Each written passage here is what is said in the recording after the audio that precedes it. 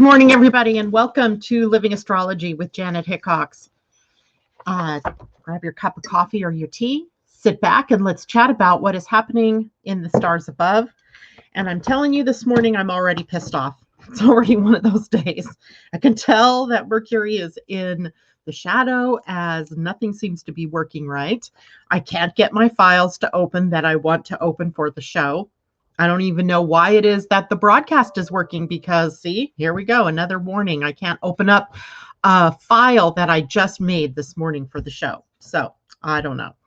We'll see if I can figure out a workaround fast enough for us to be able to utilize that this morning.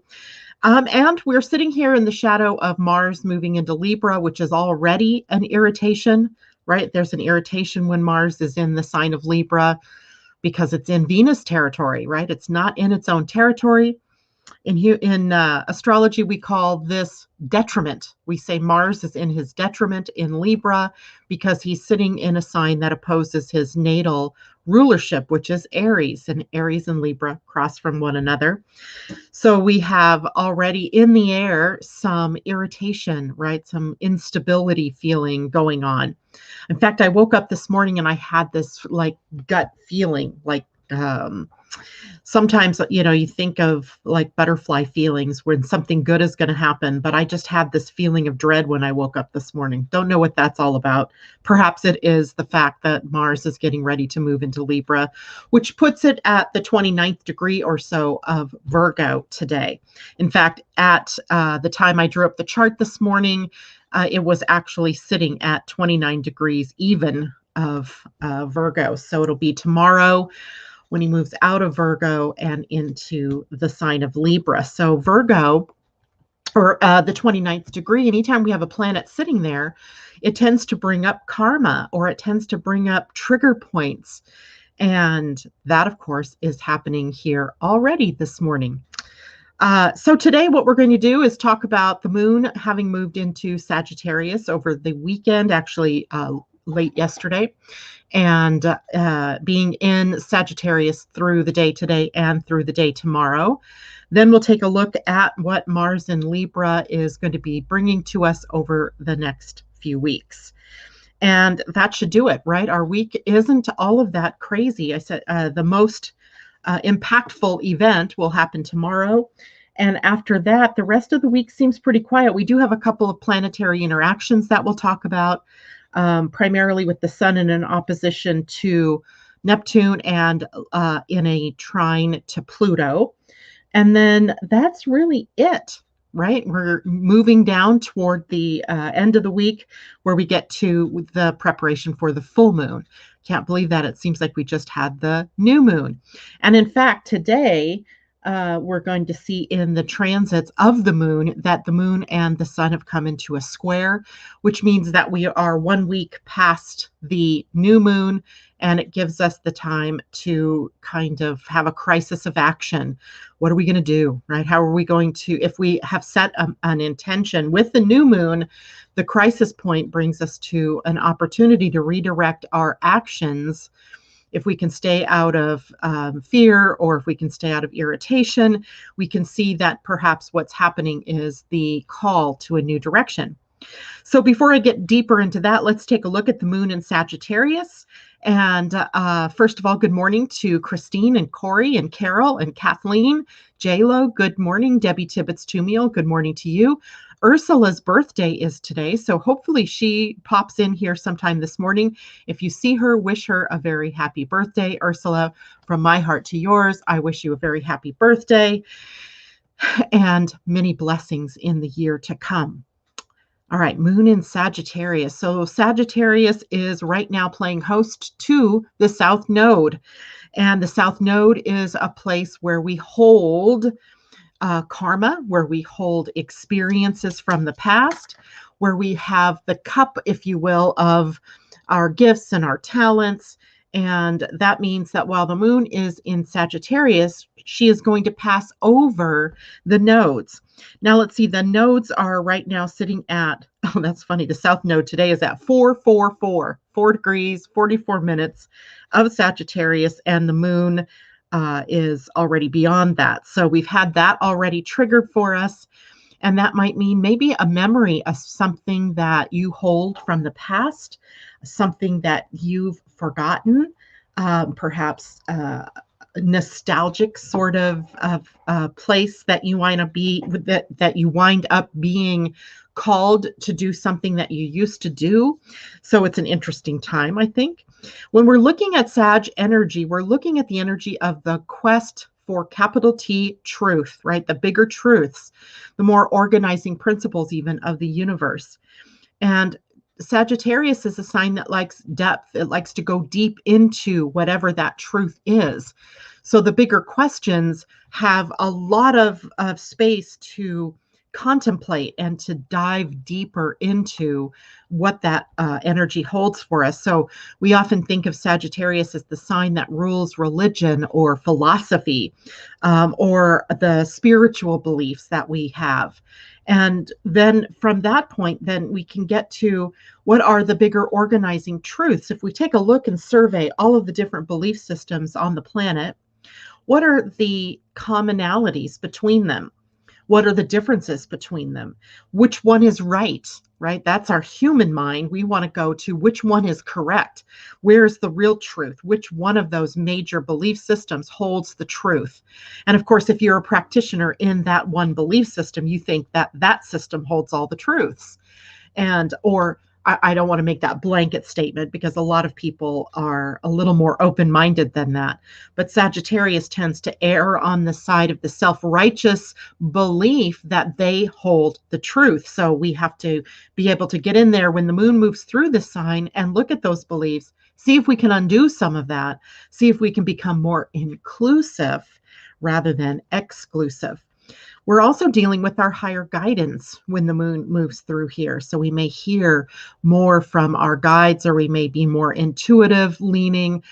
We may see more signs or omens and things in the outer world that remind us that there's something more for us to be seeing out there. That the quest for truth is something that we can possibly entertain by looking at the natural world around us, because we are ultimately connected to nature. We're ultimately a part of nature, not separate from it. So we have the natural world as a part of the Sagittarian experience. So intuition based on signs, intuition based on just inner knowing. We don't know how we know what we know, but we know. Interesting always, right? And then we have also intuition when it comes to the body. This is a sign that holds a lot of the gates in human design in the sacral. And the sacral center is one of the centers that grounds us to the planet. And so we have a lot of ability here to determine action based on outer world signs or what we are possibly responding to in terms of generator types of energy. Freedom, another key word that we can use for Sagittarius. There's this adventure spirit in the sign. There's the explorer mindset, the one that wants to travel to foreign lands or experience foreign cultures to broaden its horizons, let's say. So we're broadening our vision, maybe hopefully seeing a world seeing the world in a bigger light or in a bigger way. With Sagittarius energy, it is fire energy. So fire energy is more spontaneous. And with the sacral being the center of your human design that's most activated for these next few days, or the last day and the next 2 days, we have access to that energy that wants to do. But don't forget, you're not called a human doing, you're a human being. So we'll also be working through some of the energies around who are we as humans, right? Who am I inside of this body, and what can I do? What is my calling on the planet? The law, also a part of Sagittarius rulership, especially as Jupiter is the ruling planet here. And we have the concept of ethics and morality. Where's that popping up in our lives? Conscientiousness or consciousness, conscience. Do we have a conscience? And are we following our conscience, or are we living outside of our conscience? Attorneys and lawsuits and court stuff also all falls under here. Optimism, as we know, it's a sign ruled by Jupiter, and Jupiter rules optimism. And then we have faith attached with that. So faith and optimism, seeing the bigger picture, good luck and good fortune also come through the sign of Sagittarius. And it's a sign related to higher education. So when we look across the axis of Gemini and Sagittarius, which remember they're opposite signs from one another. So when we're looking at any one sign, we're also taking a look at the opposite sign. So in the beginning of the conversation this morning, I talked about the South Node being in Sagittarius. Well, that means then that the North Node is in Gemini. So we have an opposition across the signs that helps us to see the traits from both ends of the spectrum. So where Sagittarius likes to go deep, we have Gemini that likes to play the superficial. So where we have something that we want to go deep into and research deeply or contemplate deeply, we also have the potential to look at what's possible when we look across the breadth of things instead of the depth of things. So we have both of those playing in the field of our energy today. But primarily, Sagittarius and Gemini are education or mind-oriented signs, even though Sagittarius is fire and Gemini is more of the air, which we typically would correlate to information and ideas and so forth. We have an entire axis that's sort of devoted to learning more, to experiencing more, to seeing what's possible, and then taking the chance or the risk or the jumping out point into the world to discover what else is out there. So it's not surprising then that Sagittarius would rule higher education, right? The education after our high school years, where we continue on, whether that's in a formal college or university setting, or just higher education in terms of technical schools or training that comes after our initial exposure to the education system. But it does rule colleges and institutions. And interesting, because here we are in a week where a lot of colleges are getting ready to go back. Kids are already showing up in their dorms and getting things set up. I know here in Washington, the schools, I think, start next week, the colleges and universities anyway. So we have the time right now to get ready to and prepare for us to go deeper, to learn something on a deeper level. But it's also a time for us to seek answers to some of those questions that I referred to in the beginning. Why am I here? Who am I? What's this life all about? And then also to find solutions. If we're out looking for answers to questions, but we may also be out there looking for solutions to problems. So this is the time, excuse me, to find a mentor, to find the information, to look at what more is possible in being able to solve a problem, or to be able to entertain some new kind of thought or some new information. All the signs, of course, have the more negative expression or the lower frequency part of them. In Sagittarius, it's the energy of carelessness. And in carelessness, what we mean is that sometimes Sagittarius energy can see the shortcut, can see the fastest way through something. Now, just because they can see the fastest way through something doesn't necessarily mean that that's the best way to do things. So we have the tendency in Sagittarius energy to become a little bit more short-sighted. We think we're long-sighted, right? We think we're looking at the long term and finding the shortcut through something, but then we find out we have to redo it because we've taken the shortcut and that wasn't what was called for. Carelessness there in that respect. Self-righteousness. And we talked a little bit about that at the beginning, where we are so enamored with our own belief systems, with the idea of we hold the truth. Our religion is best, right? Ours is the only true religion, or the only true belief system, or the only true philosophy. And then in that, we become self-righteous, right? The self-righteousness appears when we are better than others because of our beliefs.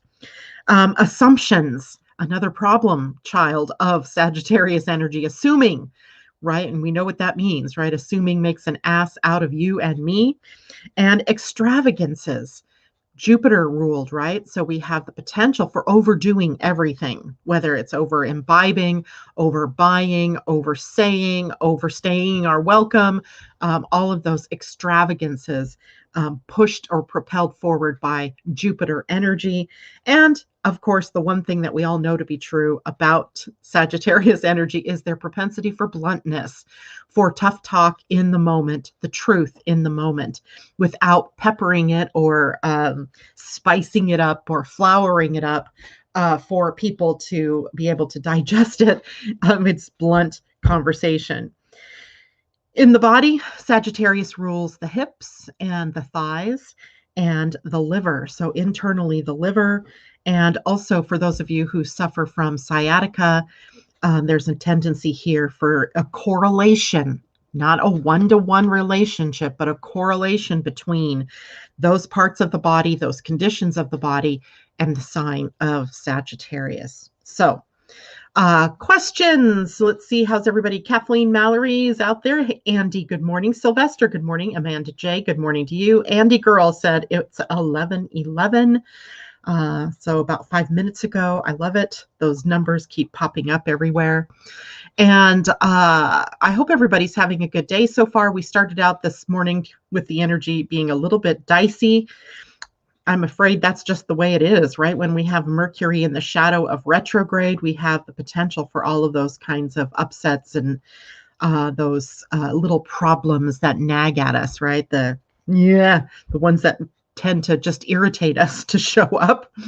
But hopefully you guys are getting through that. It's, we're still 2 weeks out before, or a week and a half, I guess, before Mercury actually turns retrograde. So we still have some time, but it's always that shadow period, shadow, look at the words that we use, right? Shadow, the things that we don't expect or the things we don't see coming are the ones that show up in the shadow period that we need to work through.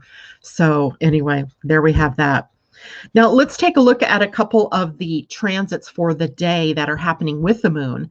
The moon is going to find herself in a sextile to Mercury in Libra. In fact, that's happening right here at this moment.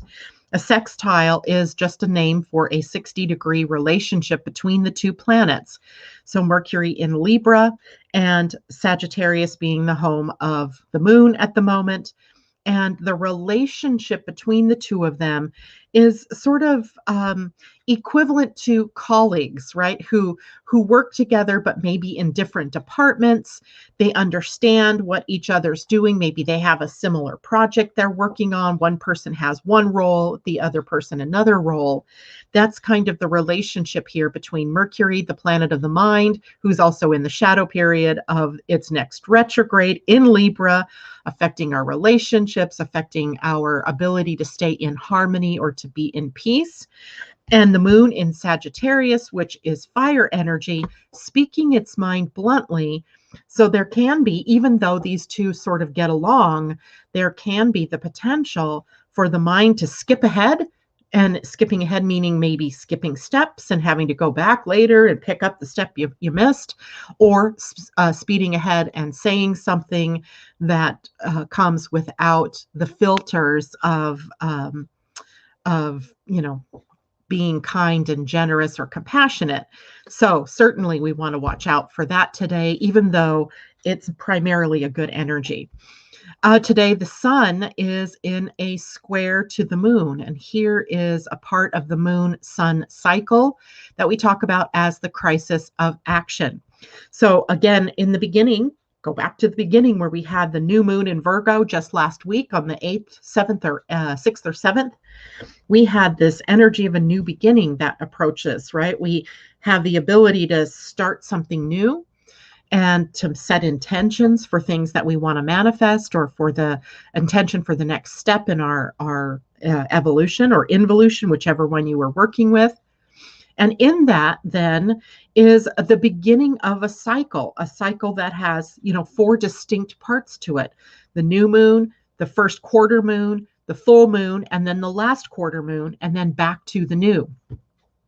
And it's that first square that we come to, or the first quarter moon that we come to, that provides us with the crisis of action. That means that maybe now we see there is something in our way, a block, something that seems to be stopping us from our forward momentum toward our intention, toward getting to where we want it to be. So if that's the case, if we're finding that, then the path of least resistance is, remember, the energy here that we talk about often is about flow.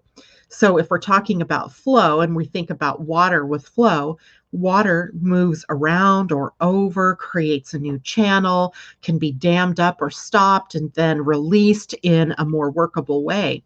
So if you're experiencing a square to the intentions that you set back a week or so ago, it's not time to give up on the dream or to give up on the intention. It's time to look at it and reimagine it, to see where the flow is taking you, right? It's not about just stopping and not continuing. It's really about looking at, well, this thing has shown up in my pathway. Is this a stop sign, a yield sign, a do something different sign? And following the flow of the universe. Likely there's some other way that's being shown to you that is the more appropriate path for you to take. But you won't know that because originally you might feel irritated at being stopped, right? Or being at a crisis of action. So we have that today. The moon being in Sagittarius fire and the sun being in Virgo earth is about what more can we create now? If we want to be practical, the sun in Virgo likes practical. If we want to be creative, the moon in Sagittarius likes creativity. Then how can we create a forward path moving on in what is available to us as the path to move forward? I hope that makes sense to everybody. So if the crisis point itself might be a call to reevaluate where you are and what steps you were taking, because maybe the path that you thought you needed to take isn't the correct one, and this gives you the opportunity to course correct. There's also a square today by the moon in Sagittarius to Neptune in Pisces. This today would be a call for more contemplation, to bring more consciousness to whatever it is that you're thinking about or whatever it is that you're saying. Maybe a slowing down of the quickness that the moon in Sagittarius brings us, because Neptune in Pisces is slower. It is more spiritual. It is an opportunity, I think, for us to see things more clearly, perhaps through spiritual eyes instead of through just your human eyes, seeing from a higher perspective. And lastly, there's a sextile of the moon in Sag to Jupiter, its ruling sign, in Aquarius. So we have a connection between Sagittarius and Aquarius today. And the sextile, again, a 60-degree angle or relationship that is colleagues talking to one another, being able to see each other's point of view. Each one may be going their own way, but they hold something common here. So what's common between Sagittarius energy and Aquarius energy? Well, for one, I can come back with the word freedom. I can come back with the word truth. I can come back with Jupiter, the ruler of the moon's placement in Sagittarius, and Jupiter as a passenger right now in the sign of Aquarius, in broadening our minds, helping us to see how to get out of our boxes, right? To see outside the box, which is expansive, right? So there's an expansion that's also the potential common ground between Sagittarius energy, where the moon is, and Jupiter in Aquarius. So we have basically a good day when we talk about the energy of the moon, although emotions may be a little high, a little hot, right? Fire energy. But we also have some really good transits that are going to maybe put a little bit of a break, a little bit of a stopping on some of that more fiery energy, hopefully to be able to re-engage our compassion, our love, before we open our mouths and say something that hurts another person's feelings or steps on somebody else's day, right? That can happen. Okay, so my intention at this point was to take a look at the gates. I might have to do that in a different way here. Let's see if I can get files to open up today. I'm going to close that out, and I'm going to go for a different route. Let's see if I can do this. Just bear with me for a moment because I would like to share with you what the moons, the Sagittarius moons are in AstroDesign or human design. And Sagittarius gates, Sag moon, there we go. But that does not look like the finished one.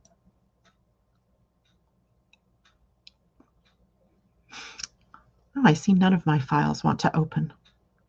What is up with all of that?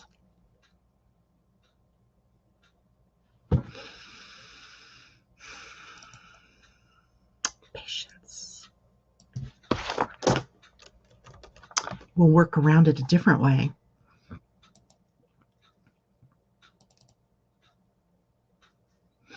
And okay, so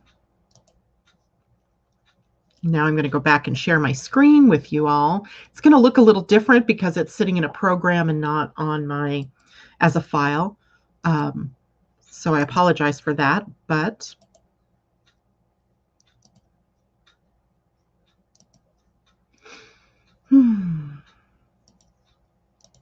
here we go.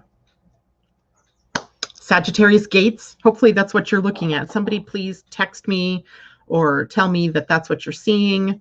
It'll say Sagittarius gates on the left and all the gates on the right. And let me go back to StreamYard here and tell me, somebody, is that what you're seeing? There's always that little bit of a lag. It looks to me as if you're seeing those gates. So I'm going to hold there. So assuming everybody's seeing the gates, let's take a look now at what this, in your human design, what gates are the moon, is the moon going to be moving through? Thank you, J-Lo. The moon today, let's see, right now, this moment, let's take a look at the gate. But I want to talk about all of them, but I want to see right now, where are the gates? So right now we're sitting at the moon in the gate 5. And the gate 5 is rhythm. And let's start from the beginning. We'll just start from the beginning, but we'll know that those gates from the beginning 3 were from yesterday and earlier this morning. So before we got up this morning. And the first gate that we see in Sagittarius energy is the gate that is sitting on the sacral. We have 4 gates, by the way, on the sacral. The first one is the gate of prosperity, the gate 14. Now, this is a gate in our human design. It is the only gate, really, that links prosperity with doingness. But it's also linked with beingness, since the sacral is the center for doing and being, right? It's the anchor, if you will, to who we are as humans on the planet and the actions that we take and the ability for us to step forward. But that comes from our beingness, not just from doingness. So the very first gate then says we're stepping out into the world through the Sagittarius lens of prosperity.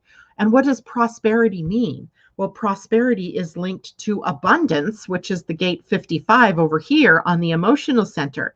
So primarily the doing of creating prosperity is linked to the emotion of feeling abundant, feeling prosperous.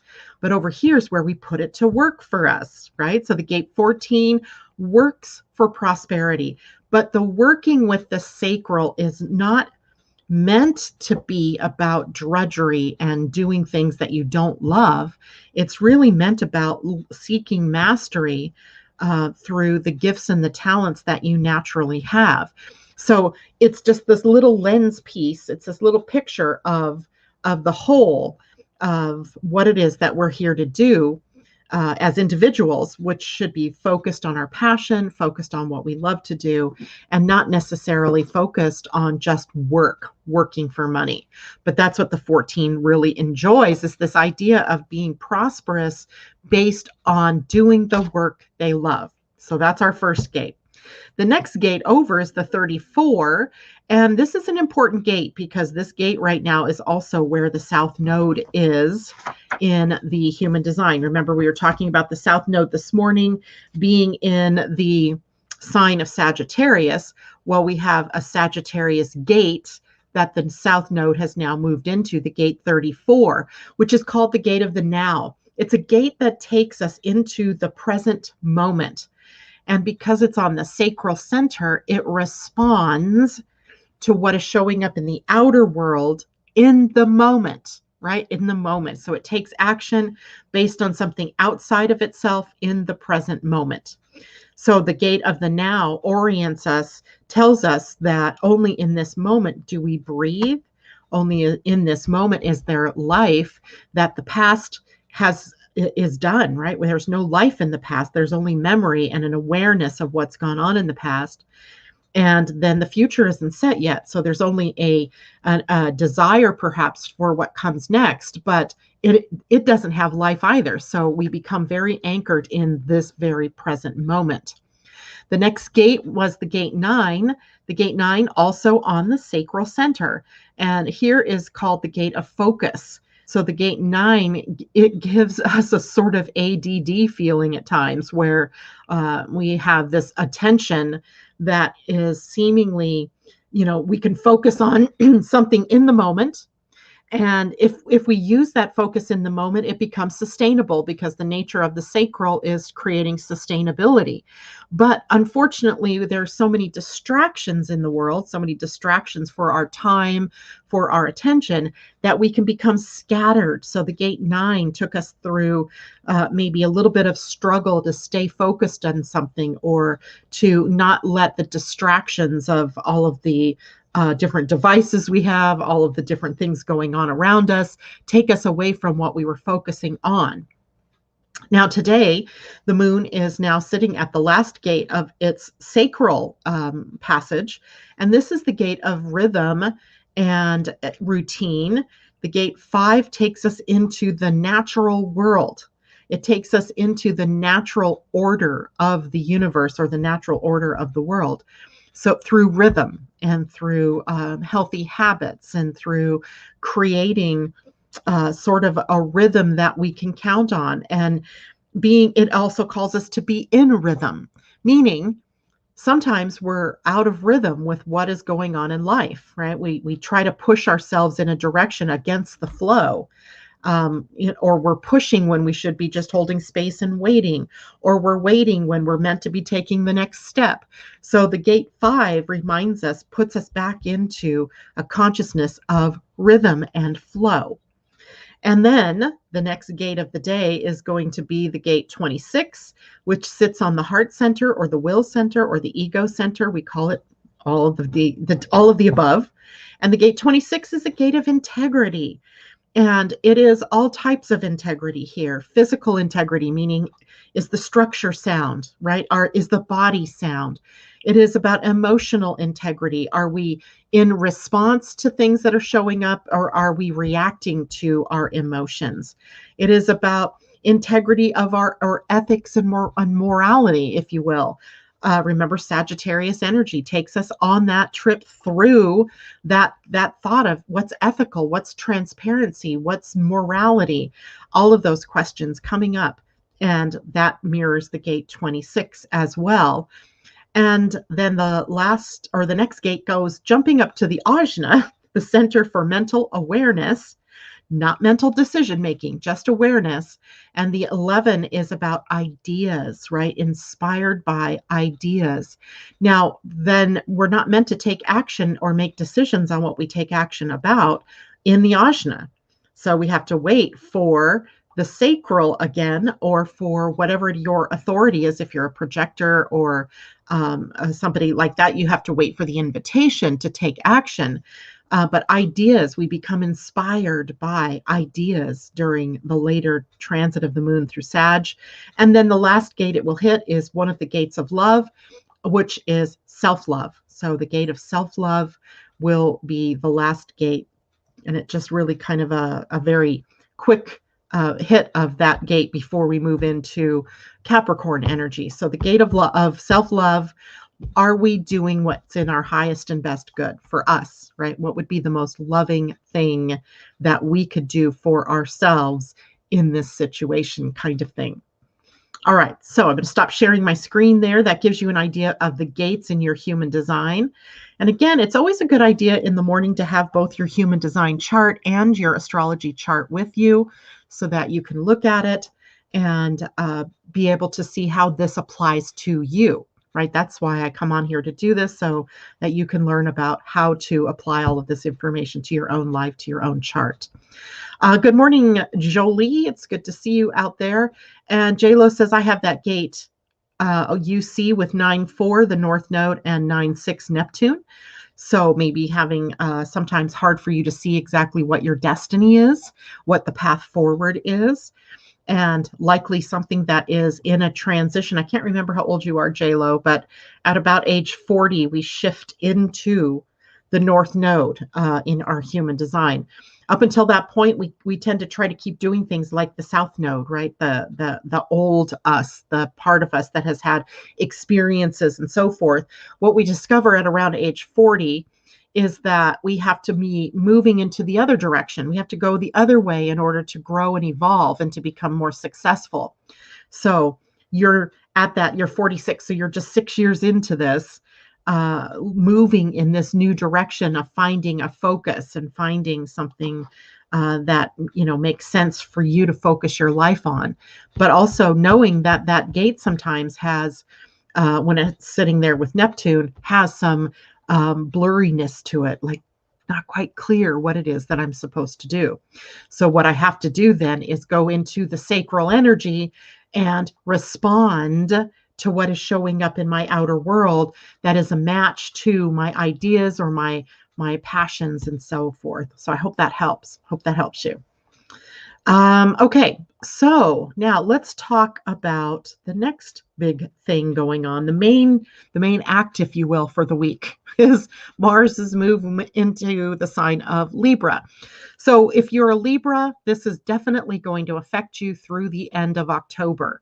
It begins tomorrow, so September 14th through the 30th of October. So in that time period, Mars, who is a catalyst in our charts, in our lives, he is the action principle, the masculine energy of doing or movement forward, dynamic action. So the planet Mars can often be assertive, can be aggressive. It can be passive aggressive, especially when it comes into a sign like Libra, because it's in its detriment here. And so in astrology, we have planets, and the planets can be in one of 12 signs. It's going to be placed sometimes in a sign that it rules, in which case it's powerful. It's going to be placed sometimes in a sign of its exaltation, where it does its best work. And at other times, it's going to be placed in detriment, meaning a place where it doesn't do so well, where it struggles to keep in alignment with the energy of that particular sign. Well, Mars is in detriment in Libra, as it is. Detriment is usually occurring when a planet is in the sign that is opposite of its ruler.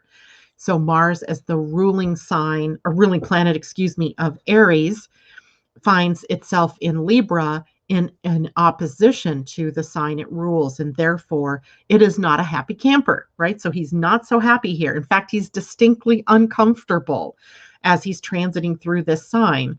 And we have about 7 weeks or so of the energy now of Mars in a sign that he's not very comfortable with. So if you have your own astrology chart, right, your own charts like this, get it out, look for Libra. Because not only is Mars moving through Libra, Mercury is going to be in his retrograde phase, bracketed within the same time period in the sign of Libra. So we have an opportunity for a Mercury conjunct Mars, and then we have the opportunity for all things Libran to be up in our faces. And what does Libra rule? Our relationships, right? The planet Venus holds sway here, and she rules our relationships. She rules our values. She rules money, and self-love, self-worth, self-esteem. And so we have upheavals perhaps in those areas of our lives, but also there's Libra in a specific house in your chart. And so those same things that we just talked about, relationships, finances, values, can all be affecting a certain area of your life. If this chart that I'm looking at right now were a person, it would be affecting the second house. So the house of money that you earn, earned income, the resources that you have to bear or that you bring to bear in your life, including time or people or skills, all of that. And so, whatever house that Libra is in, where you may need to hold and be peaceful, where you might find yourself in need of bringing things into a harmony or a balance. So, likely, if that is in a house that you're used to having a lot of freedom, to be in harmony or to be in balance, these next few weeks may see all of that coming undone in some way, or and it's not like 100% all day long that you have these problems, but there can be these triggers or these little catalysts that start down a pathway of creating trouble. And you have a choice, right? How do I bring these things back into harmony? Well, the only real antidote to Mars energy is love, right? To that aggression is more love. So bringing more and more of the loving energy of Venus into the picture and letting go of the aggression, the assertiveness, the anger, the upset, the confrontation, the conflict that Mars can bring up here. Now, for one thing, Mars likes self-guided action. He's his own boss. He's his own person. He decides and then he does, right? That's Mars energy. But Libra is a cooperative sign. It is a collaborator sign. It is about teamwork. So now you have a planet that likes to go his own way in the sign of teamwork, and you can see where the conflict might come up, right? I like going this way and I want it my way. My Libra husband said it to me this morning. It's my way or the highway. Boy, if that didn't piss me off, right? Because he was dead wrong, in my opinion. In my opinion, he was dead wrong. But in true Libra fashion, what does he say to me? It's my way or the highway. Mars moving into Libra. And even though that doesn't happen until tomorrow, we're at the 29th degree. We're already preparing for that eventual move and how that is going to change up the energy.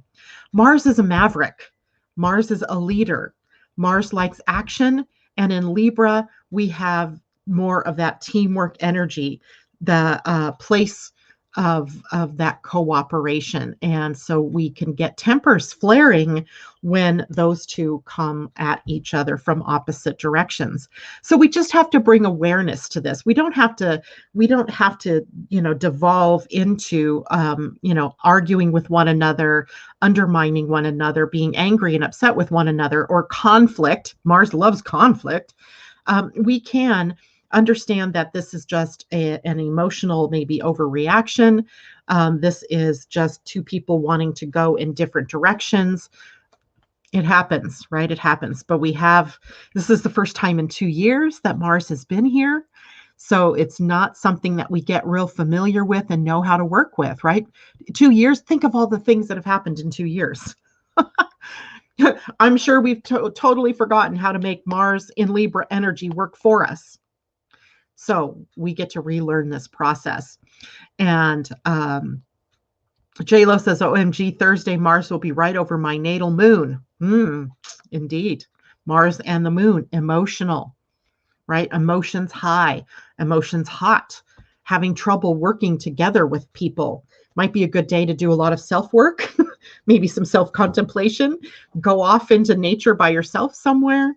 If you have a job to do, maybe you do it with as much aloneness as you can, because it might be hard for you to be a collaborator that day. You might have a lot of emotional thoughts around that. So Libra in your chart by house is going to tell you where there's instability, where there's agitation, and the potential for disruption in your life. So take a look at that. And if you want to throw out maybe what house that's in your own chart, we could talk about that. But pretty much we know what the houses mean, right? So if we're looking at the first house, it's the house of self, right? So if you have Mars in Libra moving through your first house, it's going to be the I am, the me energy, right? So that's where my husband's Mars will be moving through, by the way, is his first house. He's got a Libra rising sign. Libra's on his first house. It is going to be all about me, all about I. And I'm just going to have to be aware of that. If it's in the second house, it's about the money. It's about resources. It's about self-esteem and self-worth, right? Value. And earning power. In the third house, it's about the mind, right? It's a mind house. It's a communication house. Libra in the third house would typically see that you have, this very equitable, balanced, or harmonious way of speaking. You bring tact and diplomacy to the speaking world, but with Mars going through there, suddenly you may just shout out what's on your mind without the filter that you normally have. In the fourth house, it's going to be the home, family, foundation. If it's the fifth house, it's going to be creative. Now, this can be a potentially creative but risky setting for someone. If you have Libra on the fifth house, usually you're not so risk oriented, but with Mars going through here, you may be being pushed in some way to take some risks, to jump into something new, doing things differently. Sixth house is the environment, your body, inside your body, and your body's health. It's also the people that you work with, your colleagues, your environment that you work in, the structures that are around the work and the work that you do. So there could be some upsets in the workplace, perhaps, or some places of disharmony where you have to work harder to be in that more diplomatic and tactful place. The seventh house, relationships, marriages, partnerships, business or otherwise, being affected by Mars in Libra energy. The eighth house, sex, death, and rebirth. So the potential for transformation, for dealing with other people's money, debt, credit, taxes, all of that. The ninth house, expansion and growth, the higher mind, seeing things from a higher perspective. The idea of broadening your horizons and maybe going too far in one direction or another. 10th house, your career, your profession, your authority. So maybe this is someone, if you have the Libra on your 10th house, where usually, you try to strike a balance between the things that you are doing that are you being empowered, you in authority, but with other people being more of that collaborator. And some of that might go out the window for these next few weeks as you're calling more and more of your own authority, wanting things to be done differently. 11th house, wishes, hopes, and dreams, your friendships, your associations with other people.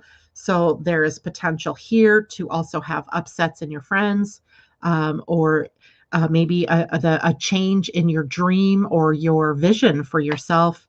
A 12th house Libra, always trying to keep the more mental, subconscious mind in balance. Mars going through there, bringing things up to the surface for you to work through. Yay, right? Not as a way to harm you, but as a way to be able to empower you. And I'm going to show you, there's Ursula. We wished you happy birthday first thing this morning. And hopefully you're seeing all the wishes from people that are wishing you a happy birthday. It's good to see you out there. Ursula, Mars in her first house, right? So you're one of them, right? A Libra rising with Mars in, or is it natal Mars is in your first house? Because I can't remember what your rising is now. You might have to help us get that a little more clear. And meditation day, J-Lo says, exactly. Mars is going over Pluto and Uranus in my sixth. Oh my goodness, Amanda J. To me, now, first of all, Mars is a catalyst, right? Uranus and Pluto is going to affect a wide number of people because that have that conjunction. And those two planets were conjunct in the mid 60s. So 65-ish, 66-ish, 67. And a little bit even, it was closing in on a conjunction for the years prior to that. So a generation of you all out there are going to have Mars then going across your natal Pluto and your natal Uranus conjunction. So what's up for you then is change, right? What's up for you is empowerment.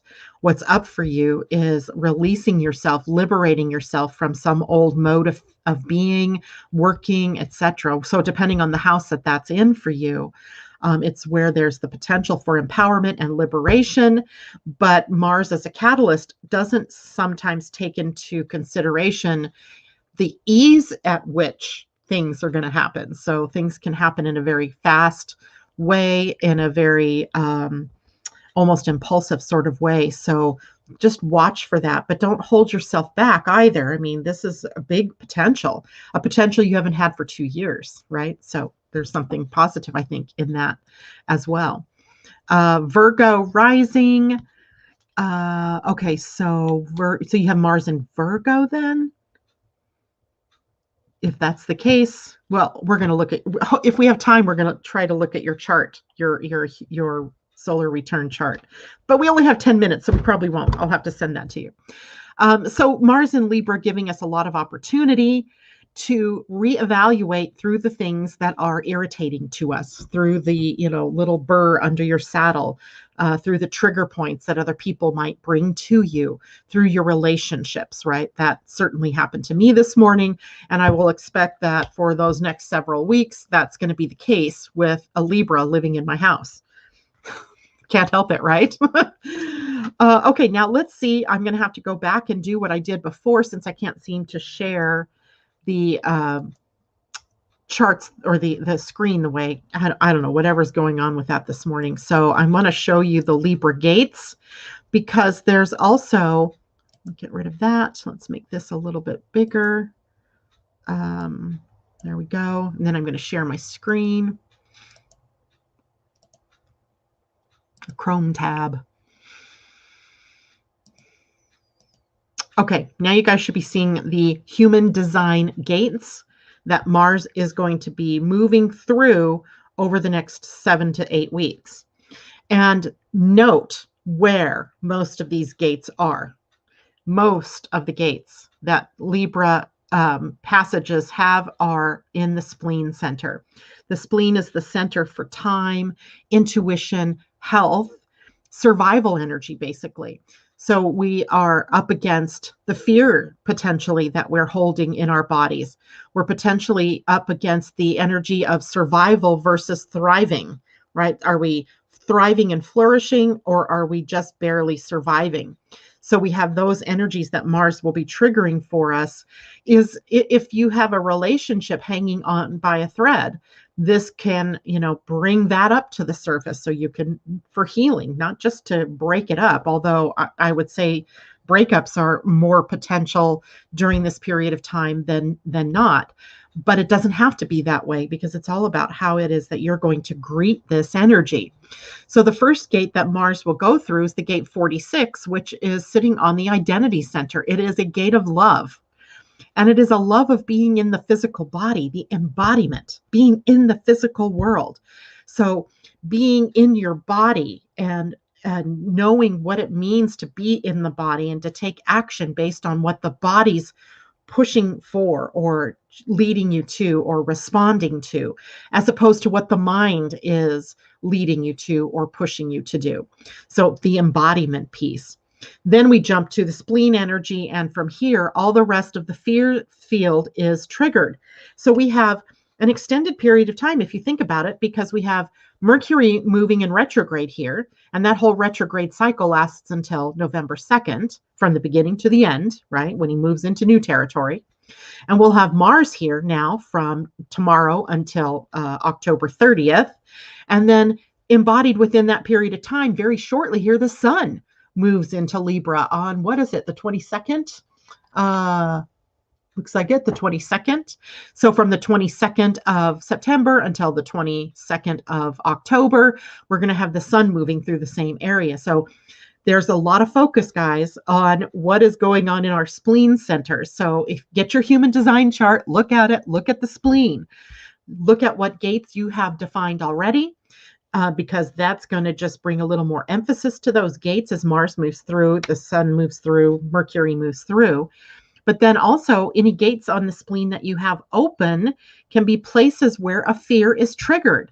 The first gate we come to is 18. And by the way, I didn't mean to write the word integrity here. That's the gift level when we look at the gate 18 in the gene keys. But it is called the gate of judgment or the gate of realignment. in quantum human design. The Gate 18 is really about looking at how we can restore things to more joy. The people who have the Gate 18 are often perfectionistic, or they have a real eye to detail, and they can see how things would flow better, what colors would look better, what placement would look better, what words would be better, what feelings would be better.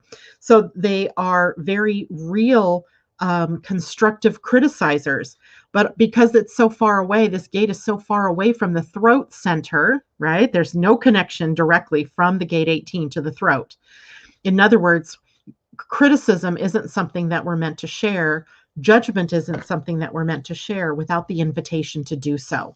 So we'll all be learning how to be constructive criticizers, if you will, how to constructively help people, even ourselves, realign with joy, because the gate at the other end here is the gate of joy and bliss. So that's the next gate that Mars will be in, is aligning us with how we can be more in the moment, perfect in the moment, perfectly aligned with joy. After that, Mars will move to the Gate 48. Carol, I know you're out there this morning. We've had a lot of great discussions about the Gate 48, and here we have now a long-term, several weeks sort of transit of a planet sitting here at the Gate of Wisdom. Now, that's the highest level in this gate. In the I Ching, the Gate 48 is called the Well. And it's a gate where in the shadow, it's an inadequacy, where we don't feel like we know enough, we can't do enough, we don't have enough. Somehow, we need more knowledge, we need more degrees, we need more credentials, whatever it is. But the Gate 48 also tells us that everything we need is within us, within us. So learning to have faith and trust in our own self and our own well of knowledge, of experience, is what this gate is all about. And then from the Gate 48, we move Mars over to the Gate 57, which is a gate of intuition or clarity in knowingness, clarity in your intuitive abilities. It is a fear gate that takes us into the fear of the future. We're living too far in the future, and we are afraid of what we're seeing, or of the handwriting on the wall, what it means for us, where we're going, all of that kind of thing. So the present moment in this gate is about tapping into that small voice that tells you in the moment what's correct for you, where to be, who to be with, what to say, what to do. But it's a difficult one, because intuition in this particular system doesn't necessarily come from the mind. It's in the body. It's the body's wisdom in the moment. And it doesn't have a real loud voice. It's not like a klaxon or a clarion that's just yelling at you, go that way. It's much quieter than that. And so we have to be quiet, and we have to be able to tune inward. The other gate that Mars will be at is the 32, which is called the Gate of Preservation. But it's also a gate that takes us into the fear of failure, where the Gate 54 begins the ambition or the drive or the impetus to move outward into the world, to do, right, to be, to learn, to engage our spirituality, to engage in becoming something in our lives. And it bumps up immediately to the 32, which is where there is the potential for success, but also the potential for failure, or the fear is that we're failures. But what we find in this channel, this whole channel, is really about the experience, right? So preservation here is where we're pushing for success, but we're afraid we may fail, and we become workaholics potentially with this particular channel activated in our charts. The last gate that Mars will move through is the Gate 50, also on the spleen, the gate of nurturing, which is a gate that fears that it will fail in its responsibility to its people, to its family, to its community or tribe. So looks like we're going to have some fun, right? As we go through these Libra gates that double as fear gates, and that are also gates that can really teach us how the highest and best of who we are when we can let go of fear, right? It puts us in the way of our intuition, of our knowingness. So That is it for me this morning. Thank you so much for being here. If you are still with me, hit the thumbs up button if you enjoyed the video, and share with your networks, your friends, your family, your social medias. If you've not yet subscribed, please hit the subscribe button if you're on YouTube below the video. Thank you much. I will see you all on Friday. And also, just wanted to give you a heads up that on the 24th, so not this Friday, but next Friday, Pia and Colin Baird Smith will be joining us. Pia Orlean and Colin Baird Smith will be joining us from the Pleiadian-Earth calendar. And I'm excited to see them. I haven't seen them since much earlier, June, I think it was, in the summer. All right, everybody, take care. Much love. Mwah. Bye for now.